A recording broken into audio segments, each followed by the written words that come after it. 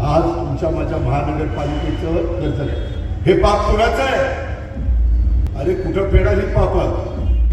मित्रांनो, लोकांनी पहा किती कोटीचं ते होतं, कसे पैसे वाढले, कुठं पैसे गेले. मी 25 वर्षात इथं त्यावेळेस माझ्याबरोबर काम करणार नारायणराव भेरवडे, विलास अण्णा, सगळे सहकारी 25 वर्षात चिखलीकरांनो मी कधीही कर्ज काढलं नव्हतं.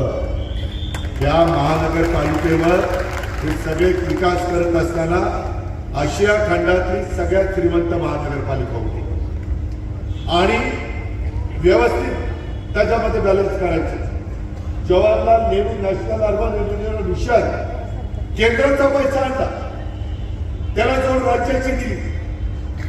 केंद्रात पवारसाहेब होते, राज्यात मी होतो आणि काही आपल्या महानगरपालिकेचा पैसा ज्याच्यातून या शहराचा चेहरामोहरा बदलण्याचा प्रयत्न केला.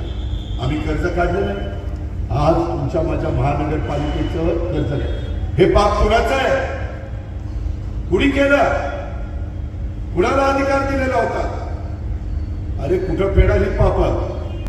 याचा विचार शुद्ध मतदार करणारे का नाही?